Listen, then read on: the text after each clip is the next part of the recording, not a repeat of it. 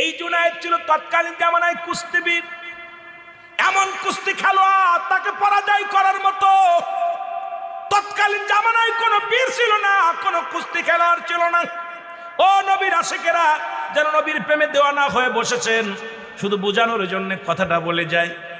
আমার বাবারা আমার, তৎকালীন জামানার মধ্যে ওনার সঙ্গে কেউ কুস্তি খেলে পারতেন না, কিন্তু একটা সময় হলো বিশাল মক্কা মদিনার বুকে দুর্যোগ শুরু হয়ে গেল। ভাইরা আমার, দুর্যোগ শুরু হয়ে গেল। এই দুর্যোগের মধ্যে অভাব-অনাটন দেখা দিল। মদিনার মানুষের অনাহারে শস্যের অভাব-অনাটন দেখা দিল। মুসলমান তখন তৎকালীন জামানায় রাসূলের একজন আশিক, নবীর বংশের একজন লোক, উনি চলে আসলেন, বাগদাদ নগরে চলে আসলেন। আসার পর শুনতে পাইলেন ওখানে একজন কুস্তিবীর, তাকে যদি তার সঙ্গে কুস্তি খেলে যে জিতবে তাকে মোটা অঙ্কের পুরস্কার দেয়া হবে। এই কথা শুনিয়া উনি সঙ্গে সঙ্গে রাজি হয়ে গেলেন, আমি কুস্তি ধরব, ওই লোকের সঙ্গে কুস্তি ধরব। লোকটার গায়ের মধ্যে বল নাই, দাড়িওয়ালা, টুপিওয়ালা, একদম ক্লান্ত মানুষ, একটা জীর্ণ শীর্ণ মানুষ। এই মানুষটা জুনায়েদের সঙ্গে কুস্তি খেলার জন্য রাজি হয়ে গেছে। জোরে জোরে চিল্লায় বলো আল্লাহু আকবার। আমার ভাইরা, আমার বন্ধুরা আমার, এবার যখন জুনায়েদের সামনে আনা হলো, জুনায়েদ দেখে চিন্তা করে এই লোকটার লাগে কি কুস্তি খেলবো, কারণ আমার এক বাহুর বল নাই যার গায়ের মধ্যে, আমার সঙ্গে পারবে না, কেন কুস্তি খেলতে এসেছে। এই লোকটা নিশ্চিত একটা ধাক্কা দিলি পড়ে মারা যাবে। এই লোকটা আসছে আমার সঙ্গে কুস্তি ধরার জন্য। ডাক দে কয়, ভাই রে তুমি মরতে আসছো কেন, তুমি চলে যাও, আমার সঙ্গে কুস্তি খেলতে এসো না। ডাক দে কয়, জুনায়েদ রে আমি তোমার সঙ্গে কুস্তি খেলবো, যদি তোমার বাহুতে এত বল থাকে তাহলে লেগে দেখো কে জয় করে আর কে পরাজয় করে। একটু আমার সঙ্গে কুস্তি খেলো, তুমি আমাকে দেখেই অবহেলা করতে পারো না। তোমার সঙ্গে কুস্তি হবে, যদি আমি জিতি তাহলে ও জুনায়েদ, তাহলে তো ভালো, হারলেও ভালো, তোমার সঙ্গে আমি কুস্তি ধরতে চাই। কুস্তির ময়দান শুরু হয়ে গেল, হাজার হাজার লোকজন আসলেন।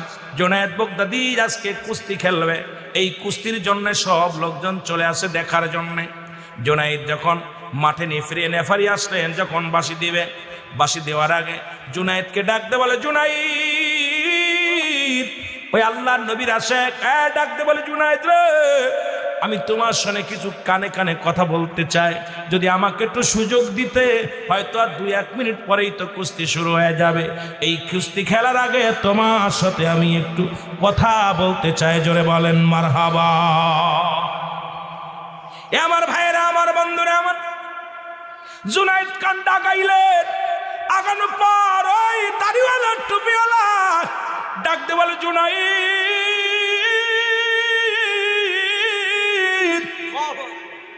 এই যে পাহাড়টা দেখো, পারে জঙ্গল, তারপরে আমার দেশ।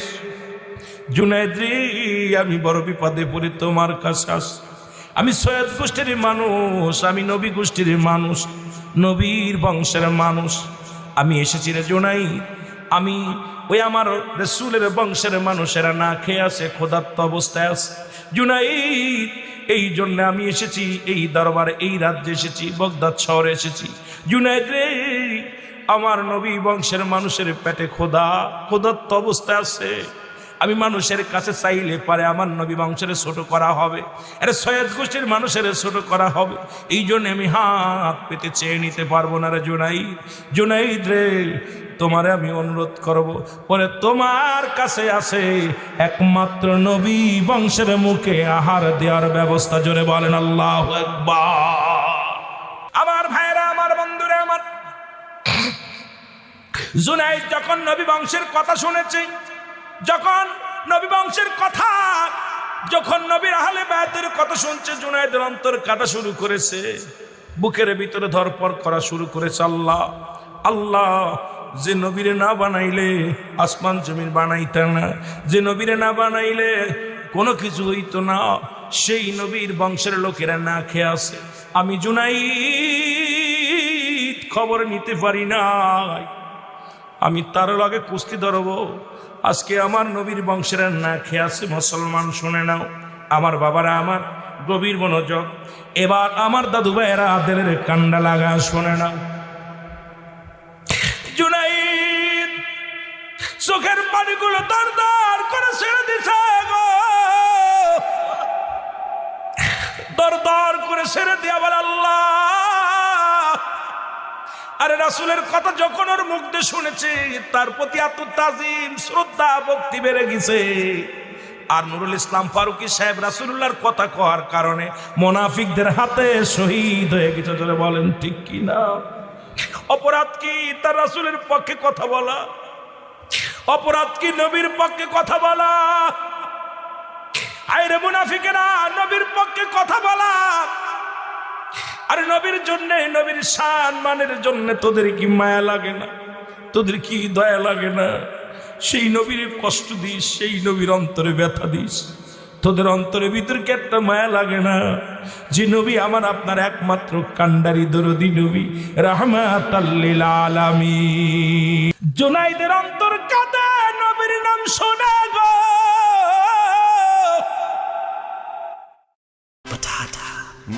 আসিফ, মল্লিক সাহেবের ছেলের থেকে কিছু শেখো। নাসাতে রকেট সায়েন্টিস্ট। ও রিয়েলি? তাহলে তো এটাও জানো প্ল্যান পটাটা চিপস নাকি বিস্কিট? চিপস না বিস্কিট? হ্যাঁ, কি এটা? কেন নাসাতে শেখায়নি? বাছাই করা আলু আর স্পাইসি সিজনিং এ প্রাণ পোটাটা চিপস নাকি বিস্কিট খেয়ে বুঝে নাও। কুস্তি খেলা শুরু হয়ে যাবে। নেফরি মাঠে আসলেন, দুজন দু পাশে দাঁড়ায় আছে। জুনাইদ এমন শক্তিবান মানুষ, এক জায়গায় দাঁড়ায় আছে। পাশে ওই লোকটা দাঁড়ায় আছে নবীর আশেক, নবী বংশের লোক, সৈয়দ গোষ্ঠীর লোক। একবার জুনাইদের মুখের দিকে তাকায়, আবার আসমানের দিকে তাকায়। একবার ওই আশেকের দিকে তাকায়, আবার আকাশের দিকে তাকায়। ডাক দে বলে রব্বি কারীম, আমি কাল লাগে কুস্তি ধরব। এই লোকটারে যদি জমিনের মধ্যে ফেলে দিই, আমার নবী কষ্ট পাবে রে। এই লোকটারে তো জমিনের মধ্যে ফেলা যাবে না। আবার আমি যদি পরাজয় মান ইজ্জত থাকবে না। এই বগদাদ নগরের মান সম্মান চলে যাবে। সবাই আমারে মুনাফিক বলবে, আমাকে ধোঁকাবাজ বলবে। এখন আমি এই লোকটা তো আমার এক নগের বল নাই, একটা আঙ্গুল দিয়া যদি ধাক্কা মারি লোকটা পড়ে যাবে। এই লোকটার কাছে আপনি কেমনে পরাজয় মানব? এবার কুস্তি শুরু হয়ে গেল দুজন বুকের মধ্যে। ওরে জুনাইদ নবীর আশিকরে বুকের মধ্যে নিয়ে চেপে ধরে ডাকতে বলে নবী গো, নবী গো। জুনাইদ একটা চিৎকার মেরে বলি ইয়া রাসূলুল্লাহ, নবী গো, জীবনে তোমার দেখি নাই নবী গো। তোমার আশিকের বুকের মধ্যে লাগাইলাম, আমি বুকের মধ্যে লাগাইলাম। কিছুক্ষণ দুজন ধরে দাঁড়ায় রইলেন। এরপরে জুনাইদ একা একা জমিনের মধ্যে পড়ে গেল। লোকজন আশ্চর্য হয়ে গেলেন, জুনাইদ পড়ে গেছে। জুনাইদের বুকের পরে উঠিয়া আশিকে রাসূল মুসলমান শুনে নাও, উনি এইবার বুকের পরে উঠিয়া উল্লাস শুরু করেছে, বিজয় উল্লাস। আবার দ্বিতীয়বার বুকের মধ্যে একই রকম, তৃতীয়বার একই রকম। এবার মুসলমান শুনে নাও, জুনাইদ পরাজয় মানছে রে। আর নবীর বংশের লোক জয় লাভ করেছে। পুরস্কার নিয়ে যখন হাতের মধ্যে দিছে, জুনাইদ এক কন্যারে দাঁড়ায় আছে, চোখের পানি দর দর করে জমিনের মধ্যে পড়ে। মানুষ গালি দেয়, বগদাদ নগরের মানুষগুলো গালাগালি শুরু করলেন, কত লোক নিন্দা শুরু করলেন জুনাইদে। জুনাইদ রে, বগদাদ নগরের শান নষ্ট হয়ে গেল, বগদাদ নগরের মান সম্মান সব চলে গেল। তুমি একজন সাধারণ মানুষের কাছে তুমি পরাজয় মানলে। জুনাইদ নীরবতা পালন করে, কোনো কথার উত্তর দেয় না। জুনাইদ চলে গেলেন, গালি শুনিয়া বাড়িতে গেলেন। বাড়ি যা মুসলমান নামাজ আদায় করিয়া, রে মুসলমান শোনো, নামাজ আদায় করিয়া তো চোখের পানি ছেড়ে ডাকতে বলে রব্বি কারীম, ও রব্বি করিম, আমার নবী বংশের লোকেরা না খেয়ে আসে রে আল্লাহ, আমি তাদের জন্য কিছুই করতে পারলাম না। আজকে তোমার সম্মানে নবী গো, তোমার ভালোবাসায় তোমার আশেকের কাছে আমি পরাজয় মেনেছি, আমার কোনো দুঃখ নাই। তবে জীবনে আর কোনোদিন আমি কুস্তি খেলবো না, জীবনে আর এই বুকের মধ্যে কাউকে নিব না। যে গায়ের মধ্যে বুকের মধ্যে তোমার আশেকের রাসূলকে আমি বুকে জড়াইছি, এই বুকের মধ্যে আর দুনিয়ায় কোনো কুস্তি বীরের সঙ্গে আমি কুস্তি লড়ব না। আল্লাহ নবী হাজির হয়ে গেছে ঘরের মধ্যে, যুবক রাহমাতুল লিল আলামিন উনি ঘরের মধ্যে হাজির হয়ে ডাকতে বলেন, গমের ঘরে নবীজিকে স্বপ্নে ডাকে জুনাইদ, ডাকতে বলে জুনাইদ, আমার বংশের মানুষ, আমার বংশের লোকদের সম্মান করার কারণে, আমার সৈয়দ গোশের লোকের সম্মান করার কারণে জুনাইদ রে, আমি নবী মদিনায় থাকতে পারি না, আমি নবী রওজায় থাকতে পারি না রে জুনাইদ, আমি নবী বাগদাদ নগরে তোমার ঘরের মধ্যে হাজির হয়ে গেছি। জোরে বলেন মারহাবা। রে আমরা গুনাহগার গো নবী, আমরা গুনাহগার, বলো আমরা গুনাহগার নবী গো। এ দুনিয়ার মুসলমান শুনে গো,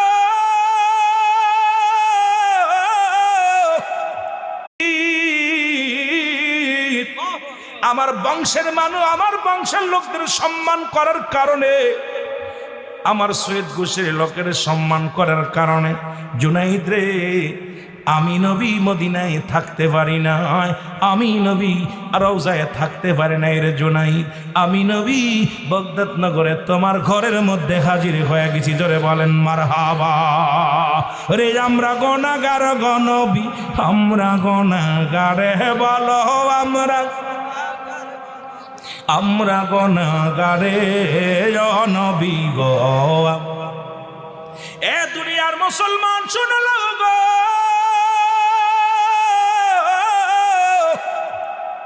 নবীজি ডাকতে বলে, ও জুনাইদ শোনো গো, আমার গোষ্ঠীর লোক, আমার মুসলমান শোনো, নবী বংশের লোককে তুমি সম্মান দিয়েছো, আল্লাহ তাআলা খুশি হয়েছে, খুশি হইয়া তোমার জান্নাতের ভিতরে দেখো বিশাল বালাখানা বানায় রাখছে।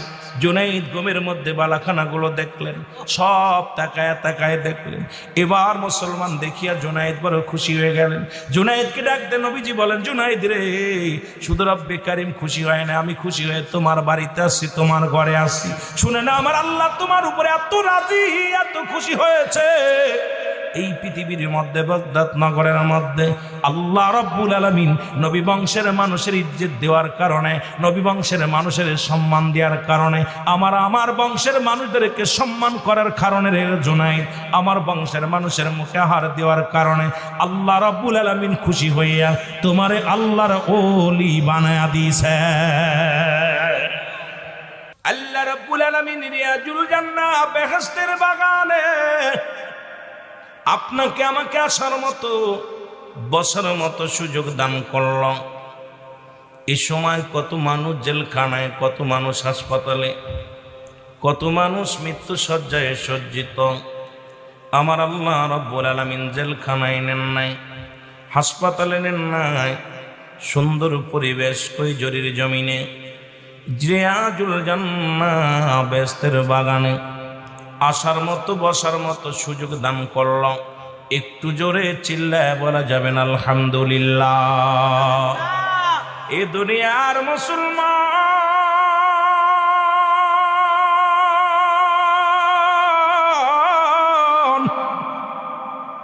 পৃথিবীর মধ্যে আসার একটা সিরিয়াল আছে, যার কোনো সিরিয়াল নাই। দেখা যায় দুনিয়ার মধ্যে বাবা জিন্দা, সন্তান নাই। আহারে, কবরবাসীদের কথা স্মরণে পড়ে যায়, বারবার মনে পড়ে যায়। দাদা জিন্দা, নাতি নাই, সন্তান জিন্দা, বাবা দুনিয়ার মধ্যে নাই। সন্তানের লাশ বাবার কাঁধে, বাবার লাশ সন্তানের কাঁধে, দাদা লাশ নাতির কাঁধে, নাতির লাশ দাদার কাঁধে। এই দুনিয়ার মধ্যে লাশ ভাই ব্যক্তি জানে গো, এই লাশটা কত ভারী। ও দুনিয়ার মুসলমান শুনে নাও, এই পৃথিবীর মধ্যে যত জাতি আছে, যত মাখলুকাত আছে, সবারই মৃত্যুর পেয়ালা পান করতে হবে। মৃত্যু নাই, একমাত্র স্রষ্টার মৃত্যু আছে সৃষ্টির। আর মানুষের দুইটা টাইমে মরণ হয়, একটা হলো রাতের বেলা, একটা হলো দিনের বেলা। ও মুসলমান, দিন শুরু করেছো মৃত্যুবরণ করো নাই, রাত শুরু করেছো এখনো মৃত্যুবরণ করো নাই। রাত শেষ করতে পারবা কেউ বলতে পারি না, জোরে বলেন ঠিক কিনা? এ আমার ভাইরা, আমার বন্ধুরা, আমার আমি যে কথাগুলো বলি দিলের কান্ডা লাগা শোনো। বলতেছিলাম মানুষের দুইটা টাইমে মরণ হয়, একটা হলো রাতের বেলা, একটা হলো দিনের বেলা। রাত শুরু করেছে আমার আল্লাহ নামাজ দিয়া, দিন শুরু করেছে নামাজ দিয়া। ও মুসলমান, রাতের শুরু হলো মাগরিব রে বান্দা, 3 রাকাত ফরজ নামাজ তুমি আদায় করলা, তুমি হয়ে গেল আমার আল্লাহর গোলাম। এবার 2 রাকাত সুন্নাত নামাজ তুমি যখন আদায় করলা, সঙ্গে সঙ্গে তুমি হয়ে গেল আমার নবীর প্রেমিক। এখন রাতের মধ্যে যদি মরণ হয়, তুমি হবে আল্লাহর গোলাম, রাসূলের প্রেমিক। জোরে বলেন ঠিক কিনা? এখন মুখে মুখে বলো আমি আহলে সুন্নাতের সদস্য, আরে আমি মুসলমান, আমি ইমানদার, অথচ নামাজের দ্বারে যাও নাই গো। ও দুনিয়ার মানুষ শুনে নাও, আজকে জান্নাতের বাগানে বসছো, নামাজের দরকার। আমি কয়েকটা কথা বলে আমি আলোচনার মূল ধারায় চলে যাব। এবার বান্দা, নামাজ কাফের এবং মুসলমানদের মধ্যে পার্থক্য হলো নামাজ ছেড়ে দিয়া কবিরা গুনাহ, এটাকে ছোট করে দেখার মতো কোনো পথ আপনার নাই। মুসলমান নামাজ ছেড়ে দিয়া কবিরা গুনাহ, মিথ্যা বলা কবিরা গুনাহ। মুসলমান বেগানা নারীর সঙ্গে দেখা দিয়া কবিরা গুনাহ, বেগানা পুরুষের সঙ্গে দেখা দিয়া কবিরা গুনাহ গো। এত গুনাহ করছো, এই গুনাহগুলো যদি মাফ করাইতে চাও, আল্লাহ মাকুদবি রাহমাতুল্লাহ বয়ান করে, দুনিয়ার মানুষ শুনে নাও, যদি কোথাও জান্নাতের বাগানের সংবাদ শুনতে পাও, ওই জান্নাতের বাগান ধরে যখন বান্দা খাস তওবা করে ডাক দেয়, আল্লাহ বলে ডাক দেয়, আমার আল্লাহ রব্বুল আলামিন বান্দার জীবনের সমস্ত গুনাহগুলো মাফ করে দেয়। জোরে বলেন আমিন। আর একটু জোরে জোরে চিল্লায় বলেন আমিন। যেহেতু মানুষের দুইটা টাইমে মরণ হয়, এখন রাত যেহেতু শুরু করেছে, আমরা তওবা করে নিই রে বাবা। যদি রাতের মধ্যে মৃত্যু হয়, যেন তওবাকারীর কাতারে উঠতে পারি রে বাজান, যেন আমরা কিয়ামত পর্যন্ত কোন নবী আইব না, কিয়ামত পর্যন্ত তওবার দরজা খোলা। একটু তওবা করেন আমার সঙ্গে, যত গুনাহ করেছেন গুনার কথা মনে করে আস্তাগফিরুল্লাহ রব্বি মিন কুল্লি যামবি আতুবু ইলাইহি লা হাওলা ওয়ালা কুওয়াতা ইল্লা বিল্লাহিল আলিয়্যিল আযীম। লা ইলাহা ইল্লাল্লাহু মুহাম্মাদুর রাসূলুল্লাহ সাল্লাল্লাহু আলাইহি ওয়াসাল্লাম। পড়েন আশহাদু আল্লা ইলাহা ইল্লাল্লাহু ওয়াহদাহু লা শারীকা লাহু ওয়া আশহাদু আন্না মুহাম্মাদান আবদুহু ওয়া রাসূলুহু। জোরে জোরে চিল্লা বলা যাবে না মারহাবা। এ দুনিয়ার মানুষ, বলতেছিলাম মানুষের দুইটা টাইমে মরণ হয় গো। এবার দিনের মধ্যে মরণ, রাতে মরণ হয় না, দিনের মধ্যে মরণ হতে পারে না মুসলমান। দিনের শুরু হলো ফজর, 2 রাকাত সুন্নাত নামাজ তুমি আদায় করলা, সঙ্গে সঙ্গে তুমি হয়ে গেলা আমার নবীর প্রেমিক। এবার 2 রাকাত ফরজ নামাজ তুমি আদায় করলা, সঙ্গে সঙ্গে হয়ে গেলা তুমি আল্লাহর গোলাম। এখন যদি দিনের মধ্যে তোমার মরণ হয়ে যায়, তোমার মরণটা হবে আমার রাসূলের প্রেমিক, আল্লাহর গোলাম। জোরে বলেন ঠিক কিনা? এখন নামাজের এত আলাসতা, বাংলাদেশে মসজিদ বাড়ছে, মাদ্রাসা বাড়ছে, কিন্তু মুসল্লি বাড়ছেও, কিন্তু ইমানদার মুসল্লির অভাব। জোরে বলেন ঠিক কিনা? এ যুবক, দিলের কান্ডা লাগা শুনে নাও। রাসূল বললেন, রামান নবীজি বললেন, সাহাবীরা রে, কোন ব্যক্তি যদি 5 ওয়াক্ত সালাত সময় মতো মতো আদায় করতে পারে, আমি নবী তার হাত ধরে জান্নাতে নিয়ে যাব। এখন আপনাদের কাছে জানতে চাই, রাসূলুল্লাহর সঙ্গে কে কে জান্নাতে যেতে চান? একটু হাত দুখানে তুলে দেখা।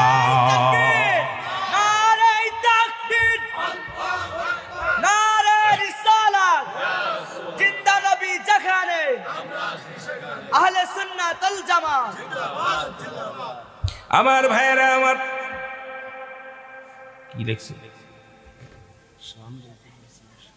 না, শান গার গলার অবস্থায় নেই, শান কেমনে গাইব?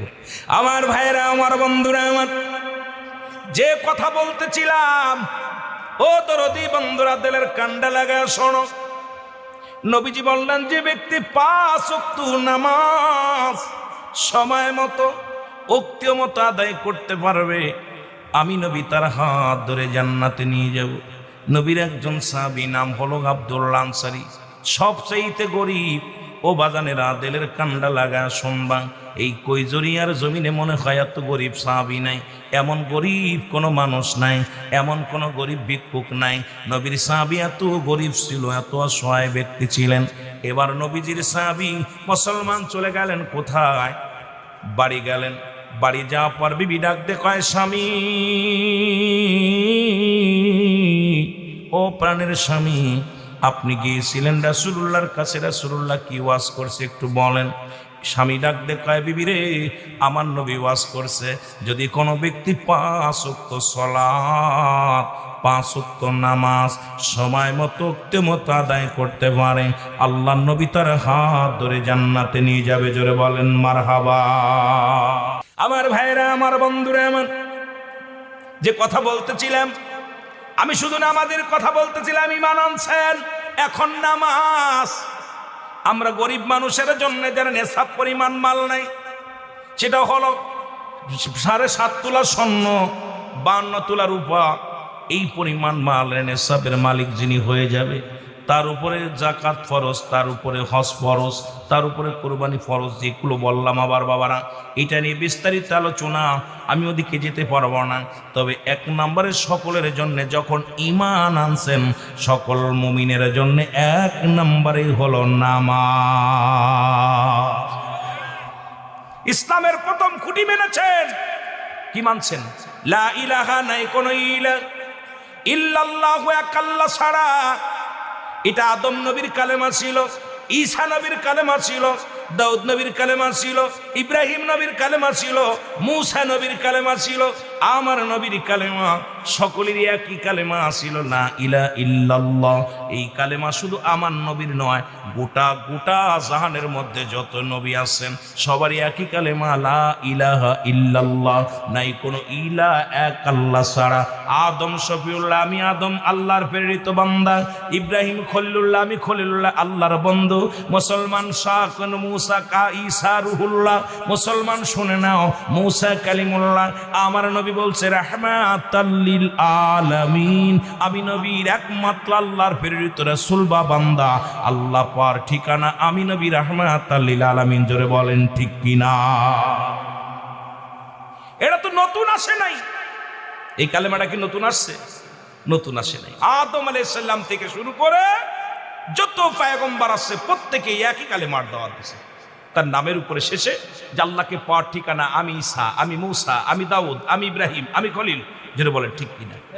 আর আমার নবী রাহমাতুল লিল আলামিন, শেষ নবী, আখির নবী রাহমাতুল লিল আলামিন বলেন, ও দুনিয়ার মানুষ শুনে নাও, আল্লাহ পার একমাত্র ঠিকানা, আল্লাহ ছাড়া কোনো মাবুদ নাই, আল্লাহ ছাড়া কোনো ইলাহ নাই, আল্লাহ ছাড়া কোনো কি নাই, কিছু নাই, সব কিছুর মালিক কে? আর একটু জোরে বলেন, সব কিছুর মালিক কে? আর ওই আল্লাহকে পার একমাত্র ঠিকানা হলো নবী মুহাম্মদুর রাসূলুল্লাহ। তৎকালীন জামানায় জুনাইদ বাগদাদী ছিলেন একজন কুস্তিবীর, কুস্তিয়ান। আল্লাহ রাব্বুল আলামিন এমন ইজ্জত তাকে দিয়েছে খালি রাসূলকে সম্মান করার কারণে। আমার রাসূলের নাম শোনা পর আর সেই নবীকে যারা গালি দেয় যে নবী মূর্খ, আমার নবী নিরক্ষর, আমার নবী এটা, আমার নবী ওটা, তখন তাদের কত কঠিন আযাব দিবে আল্লাহ মনে রাখবেন। শুধু নবী বংশের মানুষের ইজ্জত করার কারণে আল্লাহ রব্বুল আলামিন তৎকালীন জামানায় আমার বাবারা জুনাইদ বাগদাদিকে আল্লাহ তার ওলি বানায় দিয়েছে। আল্লাহ বলে আলা সাবধান, না নিশ্চয়। এখন আমার দেশের বাবারা শোনে নাও, কুরআনুল কারীমের মধ্যে সূরা ইউনূসের মধ্যে 11 নম্বর পারা 62 নম্বর আয়াত আল্লাহ নিজেই ঘোষণা করে আলা সাবধান, নামাজের গালা নাই, হজের গালা নাই, যাকাতের গালা নাই।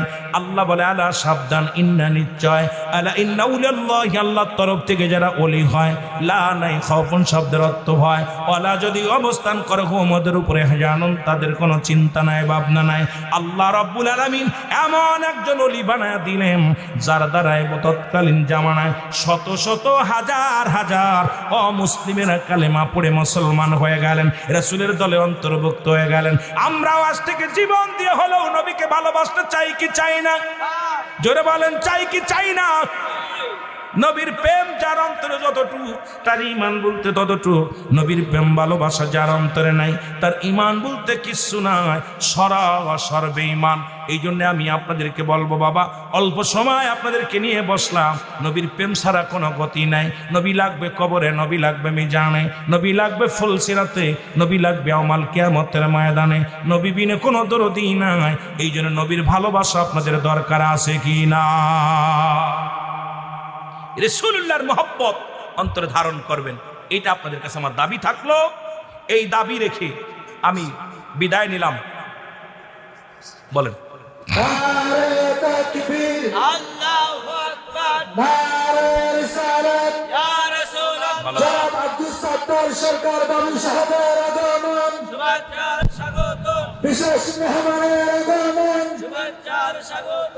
কয়জুরিবাসীর পক্ষ থেকে লাল গোলাপ শুভেচ্ছা। নারে তাকবীর, আল্লাহু। এ দুনিয়ার মুসলমান,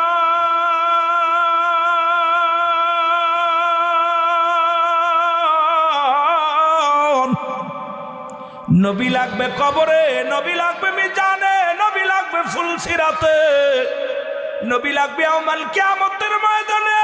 নবী বিনে কোনো বান্ধব নাই, বান্ধব নাই। এই নবীর ভালোবাসা চাই কি চাই না? এই নবীকে চাই কি চাই না? ও দরদি বন্ধু শোনো, রহমতের নবী আমি যেদিকে আলোচনায় যাইতেছিলাম, দিলের কান্ডা লাগা শোনো। আমি যদি এদিকে আলোচনায় যাই দেরি হয়ে যাবে। নামাজ, রোজা, হজ, যাকাত, আমরা গরিব মানুষের জন্য যাদের নিসাব পরিমাণ মাল হয় নাই, এই মুসলমান যেহেতু আজের ময়দান শিক্ষা নেওয়ার জায়গা, এখানে কোনো বানোয়াট কথা নয়, এখানে কোনো বাজে মন্তব্য নয়, হাসি রহস্যর ময়দান নয়। এই ময়দান হবে ঈমানি ময়দান, এই ময়দান হবে গুনাহ মাফের ময়দান। এই ময়দান থেকে আমরা আমল করার কিছু নিয়ত করে আসব। এই ময়দানে বইয়া বইয়া এইগুলো আমরা শিখবো, আমল করবো। জোরে বলেন ঠিক ঠিক? এ মুসলমান শোনা না, যে কথাগুলো বলি আমি, আপনি গরিব মানুষ, আমার জন্য এক নম্বরে হলো ঈমান। এই ঈমান হলো এখন দুইটা থাকে, একটা হলো ঈমান, একটা হলো আমল। ব্যক্তির জীবনের অমূল্য সম্পদের নাম হলো ঈমান। মানব জীবনের অমূল্য সম্পদের নাম, মুসলমান শোনো, মানব জীবনের অমূল্য সম্পদের নাম হলো ঈমান। আর ব্যক্তির জীবনের অমূল্য সম্পদের নাম হলো রুহু। রুহবিহীন কোনো বডির মূল্য নাই। বডিটা দেখতে শুনতে ভালো, কিন্তু রুহটা নাই, এই বডির কোনো মূল্য নাই। অথচ আপনাদের এই কৈজরির জমিনে দেখেন গো বাবা, অনেক বাবা মা 2 মাস 5 মাস 2 বছর অসুস্থ হয়ে বিছনায় পড়ে আছে, তাদেরকে গোরস্থানে নেয় নাই, কারণ তাদের ভিতরে রুহ আছে। এই রুহটার বড় দাম, এই রুহটার বড় মর্যাদা। ও যুবক, দিলের কান্ডা লাগা শোনো, এই জন্য ব্যক্তির জীবনের অমূল্য সম্পদের নাম হলো রুহ, আর মানব জীবনের অমূল্য সম্পদের নাম ঈমান। সেই ঈমানটা হলো নবী মুহাম্মদুর রাসূলুল্লাহ সাল্লাল্লাহু আলাইহি ওয়াসাল্লাম। জোরে বলেন মারহাবা। এখন দুইটা কায়দা, একটা হলো ঈমান আর একটা হলো আমল। একটা হলো ঈমান আর একটা হলো আমল। নামাজ পড়বেন, এটার নাম আমল। মুসলমান আগে যেহেতু ঈমান আনছেন নবীর উপরে, আল্লাহর উপরে, কিয়ামতের উপরে, সব কিছু সাক্ষী দিলেন আল্লাহ ছাড়া কোনো মাবুদ নাই। আল্লাহকে পার একমাত্র ঠিকানা রাহমাতাল লিল আলামিন। এবার ভালো করে বুঝবেন বাবা, এ দুনিয়ার মানুষ শুনে নাও, নামাজ পড়েছেন এটার নাম আমল, রোজা রাখছেন এটার নাম আমল, হজ করেছেন এটার নাম আমল, যাকাত দিয়েছেন এটার নাম আমল, দান খয়রাত করেছেন এটার নাম আমল। আর এইবার আমল যেহেতু আছে, ঈমানের দরকার। আগে হলো ঈমান দরকার, সেই ঈমানটা হলো নবী মুহাম্মদুর রাসূলুল্লাহ। জোরে জোরে চিল্লায় বলেন সাল্লাল্লাহু আলাইহি ওয়াসাল্লাম। ঈমান যদি না থাকে কোনো আমলে লাভ নাই। যার ভিতরে নবী নাই তার কোনো আমল নাই, যার ভিতরে নবী নাই তার কোনো হজ নাই, যার ভিতরে নবী নাই তার কোনো যাকাত নাই, যার ভিতরে নবী নাই তার কোনো ঈমান নাই, কোনো আমল নাই। যার ভিতরে নবী নাই তার ভিতরে কিচ্ছু নাই। জোরে বলেন ঠিক কিনা?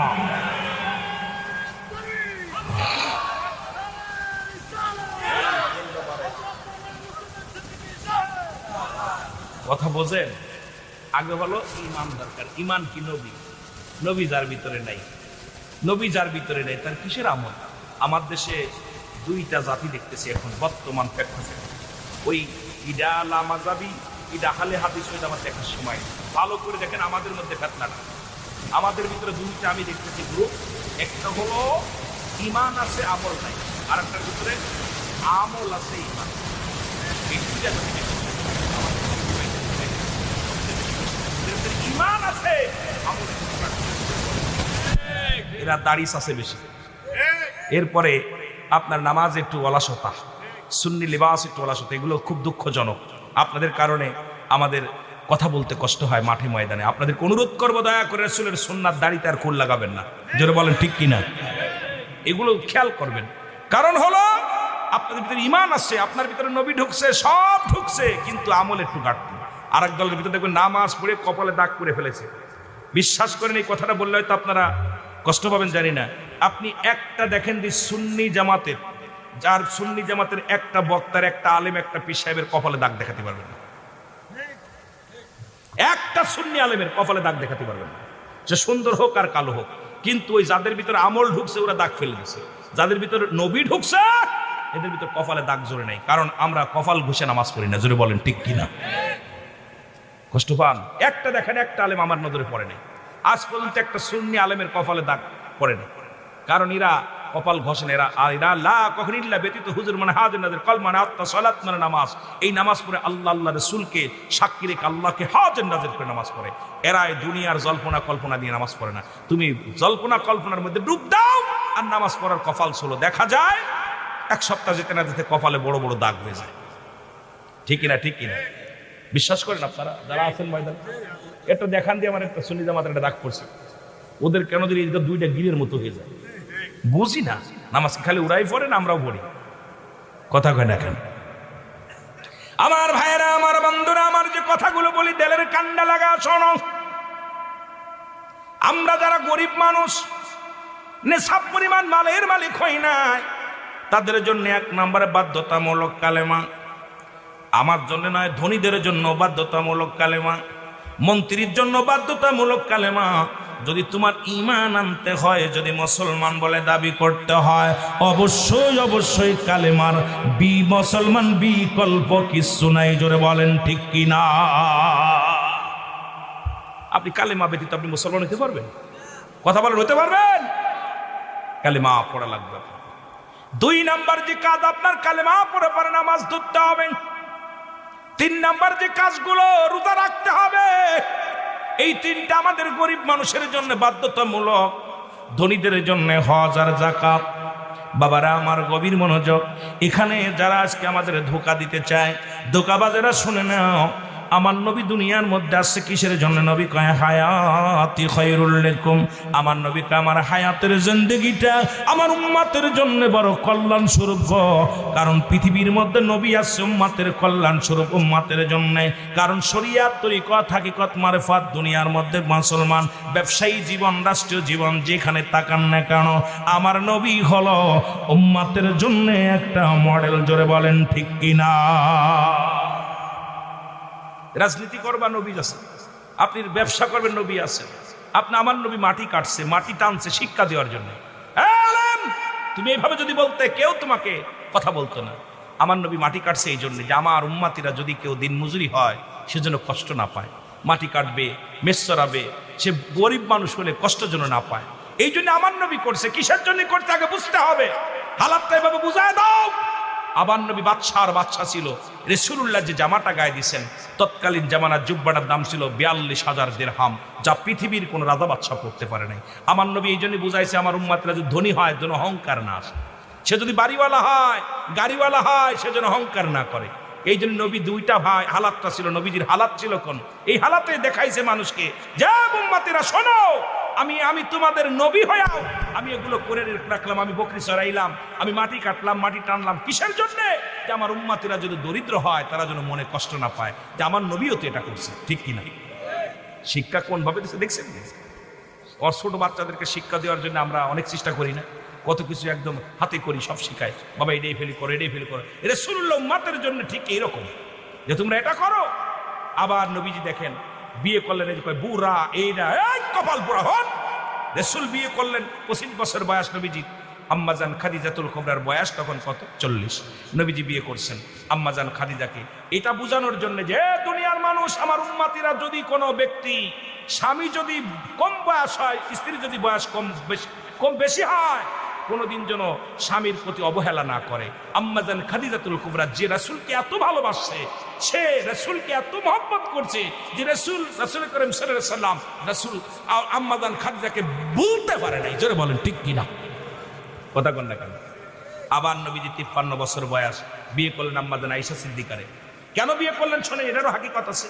আজকে যারা এটা নিয়ে কল্পনা করেন, এটা তিনি বাড়াবাড়ি করতেছেন, এই সমস্ত আলেমদেরকে বলবো একটু জ্ঞান খাটান।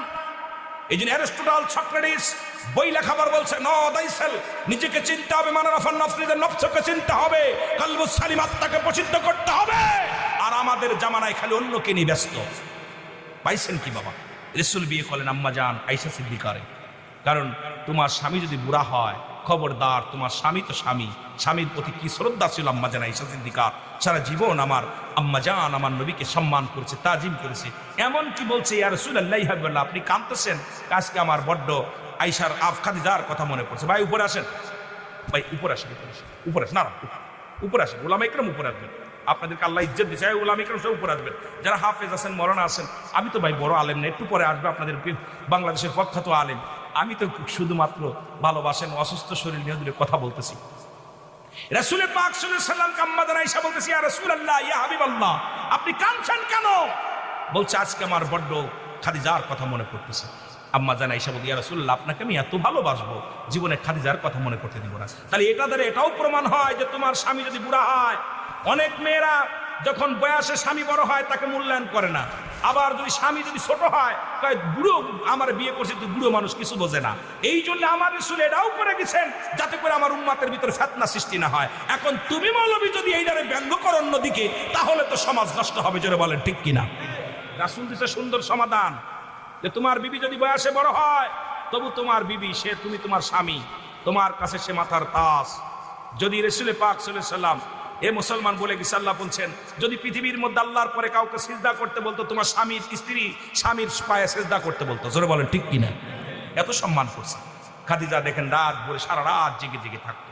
মা খাদিজাতুল কুবরা সারা রাত জেগে থাকতো। রাসূল যখন ঘরের বাইরে যেত না খেয়ে থাকতেন। কত কষ্ট করেছেন নবীজির জন্য, কত কষ্ট করেছেন রাসূলকে পাওয়ার জন্য, সে কাকে আখিরাতের জন্য। রাসূলের প্রতি তার মায়া ছিল, প্রেম ছিল।